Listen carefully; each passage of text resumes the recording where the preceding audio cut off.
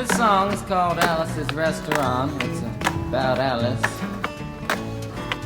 and the restaurant. But Alice's Restaurant is not the name of the restaurant, that's just the name of the song.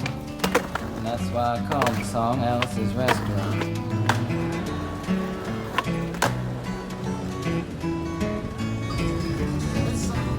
You can get anything you want at Alice's Restaurant. You can get anything you want at Alice's Restaurant. Walk right in, it's around the back, just a half a mile from the railroad track. And you can get anything you want at Alice's Restaurant. Now it all started 2 Thanksgivings ago. It was on 2 years ago on Thanksgiving when my friend and I went up to visit Alice at the restaurant. Alice doesn't live in the restaurant. She lives in the church nearby the restaurant in the bell tower with her husband Ray and Facha the dog. And living in the bell tower like that, they got a lot of room downstairs where the pews used to be. Having all that room, seeing as how they took out all the pews, they decided that they didn't have to take out their garbage for a long time. We got up there, we found all the garbage in there, and we decided it'd be a friendly gesture for us to take the garbage down to the city dump. So we took the half a ton of garbage, put it in the back of a red VW microbus, took shovels and rakes and implements of destruction, and headed on toward the city dump. Well, we got there, and there's a big sign and a chain across the dump saying closed on Thanksgiving, and we had never heard of a dump closed on Thanksgiving before, and with tears in our eyes, we drove off into the sunset looking for another place to put the garbage. We didn't find one till we came to a side road, and off the side of the side road was another 15-foot cliff, and at the bottom of the cliff was another pile of garbage, and we decided that one big pile was better than 2 little piles, and rather than bring that one up, we decided to throw ours down. That's what we did.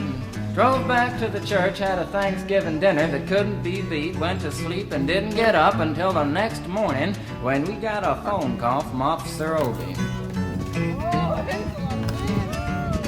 Said, "Kid, we found your name on an envelope at the bottom of a half a ton of garbage, and just wanted to know if you had any information about it." And I said, "Yes, sir, Officer Obie, cannot tell a lie. I put that envelope under that garbage." After speaking to Obie for about 45 minutes on the telephone, we finally arrived at the truth of the matter and said that we had to go down and pick up the garbage and also had to go down and speak to him at the police officer station. So we got in the red VW microbus with the shovels and rakes and implements of destruction and headed on toward the police officer station. Now, friends, there was only 1 or 2 things that Obie could have done at the police station, and the first was that he could have given us a medal for being so brave and honest on the telephone, which wasn't very likely and we didn't expect it. Another thing was that he could have bawled us out and told us never to be seen driving garbage around the vicinity again, which is what we expected. But when we got to the police officer station, there was a third possibility that we hadn't even counted upon, and we was both immediately arrested, handcuffed. And I said, "Obie, I don't think I can pick up the garbage with these handcuffs on." He said, "Shut up, kid. Get in the back of the patrol car," and that's what we did. Sat in the back of the patrol car and drove to the, quote, "scene of the crime," unquote.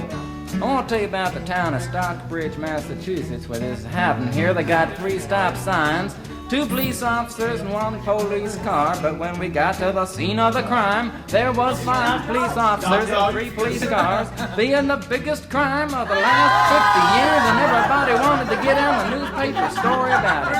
And they was using up all kinds of cop equipment that they had hanging around the police officer station. They was taking plaster, tire track, footprints, dog-smelling prints, and they took 27 8x10 color glossy photographs with circles and arrows and a paragraph on the back of each one explaining what each one was to be used as evidence against us. All right now.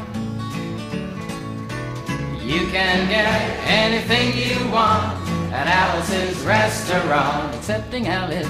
You can get anything you want at Alice's Restaurant.